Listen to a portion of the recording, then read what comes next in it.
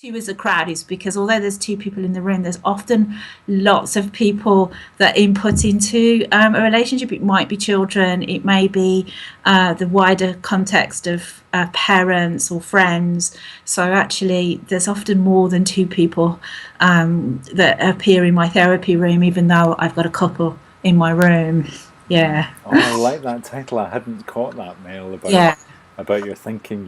You're presented with a couple, but they're bringing their Yeah. parents, their friends, their children. Yeah, Yeah, there's yeah. often influence. You know, we don't live in a vacuum in isolation, do we? So when I'm working with a couple, there's, you know, I live in a high ethnic area as well, and so I work with a lot with Asian couples, and I notice in that culture there's a much closer family units, and so actually it can feel like there's six or seven people in that relationship that are all kind of quite kind of invested in it. So yeah, how does the couple carve any time space out for themselves amongst meeting kind of mum and dad's needs or older siblings needs or even children's needs? Yeah.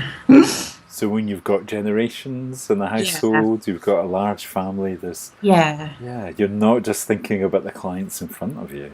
Yeah. Yeah, and the picture can be. I think I started with person centered route. So there's the what's happening in the here and now, but the here and now I think is very much driven sometimes by what's gone past. So history. I'm going to throw some theory out. Bosco and Bertrand, who've written lots of stuff on systemic and family therapy, have a lovely kind of technique or tool that they call the reflexive loop of time. So it's Mm. kind of like a figure of eight on its side. And actually, what they say is that the past influences the present, and the present influences the future. And so we're kind of, it's a recursive loop of going backwards and forwards. And I find myself doing that whether I'm working with a family or individual. So what's happening in the here and now and what's driving that? Yeah. Mm. And Mm. so actually also in the systemic theory we talk about dominant stories. So if a couple are really intent on staying together but it's not working, why is that? And sometimes there may be a dominant story. So if we kind of go back a little bit into you know, what was modeled to them in relationships, and so I might hear a story that I didn't have my dad around, so I must stay around for my child. So the dominant stories that kind of uh, that drive some of the behaviours or things we're seeing playing out in the here and now. Yeah, that Yeah. makes sense. And it also gives me a sense that you don't have an objective with a couple, that they've come to you for therapy, they must stay together. Yeah, absolutely. I've helped couples separate, and actually, it's turned into family therapy because there's a how do we tell the kids. Mm. So yeah, it can work in many different combinations. So yeah, some couples may not stay together. That's not for me to decide. That's to them. I'm interested in how they fit together. I noticed that in your blurb. Yeah, I Yeah, really like that expression. yeah. Could you say a bit more about what you mean by that? How couples Um, fit together? Yeah. I think we fit. Why do we get together? It's often through attachments, our need for love and connection. We're human. We're born for attachments and connections, and we're happier when we feel loved, desired, and wanted. So actually, people get together because they want to be desired, wanted, and loved. Mhm. But actually, what then plays out, and actually, I've been in preparation for this. I was kind of thinking, you know, to get my thoughts, I kind of had a look at a couple of TED talks, and interestingly, I think it's Esther Perel says this. There's three types of love. There's a lust, romantic love, and then a deep connection or attachment. And the reason that sometimes affairs happen or people end up in multiple relationships is that some of those needs might be met in one relationship, but it doesn't stop. You might have a deep attachment to somebody, but lust might be somewhere else. So it's more complicated than just sometimes that one person, one relationship. So she says that she believes that we can love more than one person. So I don't know about that, but Okay. I think maybe there's different types of love. We love our children. So there's romantic love and there's other types of love.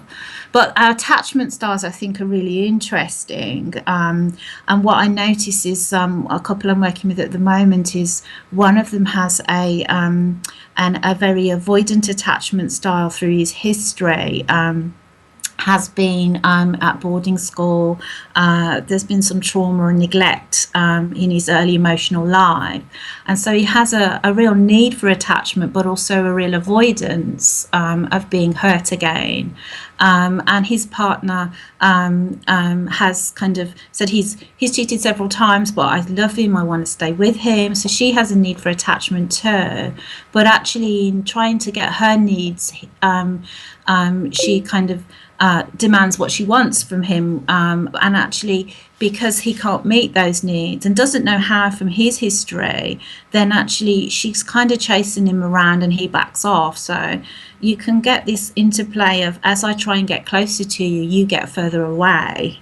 And somehow bringing that, if you can kind of spot the attachment styles or make sense of what's happening and feed that back as a possible hypothesis to be picked up, or say, somebody might say, no, that's not how it is.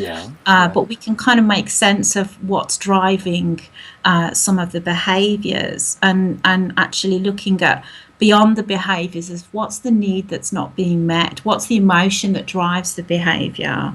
And a very poignant moment in a therapy session was when a client, when a wife says to me, I just want him to be kind to me. It doesn't cost much, does it? And I was about to say, no, it doesn't. It doesn't cost a lot. And then a little penny dropped, maybe from my own history, my use of self, that says, actually, maybe it costs everything.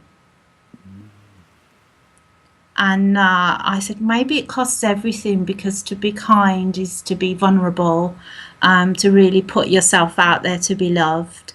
And if you put yourself out there to be vulnerable and loved, you also put yourself up there and risk being hurt. So actually, maybe for him to really connect and be kind and to be emotionally connected, bearing in mind his history, maybe it costs everything. That's a real moment, Mel. A real moment. Yeah. And how do I know that? Because I'm full of emotion as I'm saying it. Yes, I can see I'm a that. traumatized child that was neglected and abandoned emotionally. So I know how much we can push people away and not allow ourselves to be loved through our histories.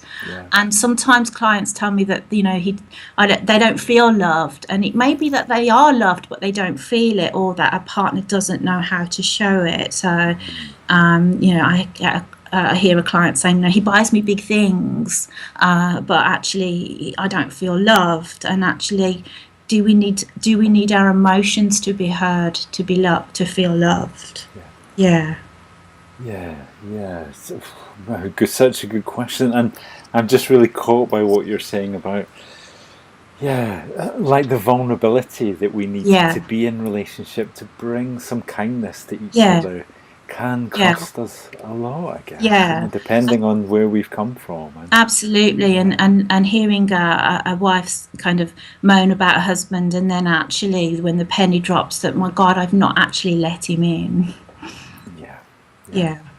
Like something about how we co-create what's going on in the relationship, or that might be what's happening. And the systemic theory says that we can, they call it social graces, so we can look at how gender plays out, how our socioeconomic history plays out. Do we have different attitudes to money, to risk, to finances, to even parenting styles? So what's causing the discourse?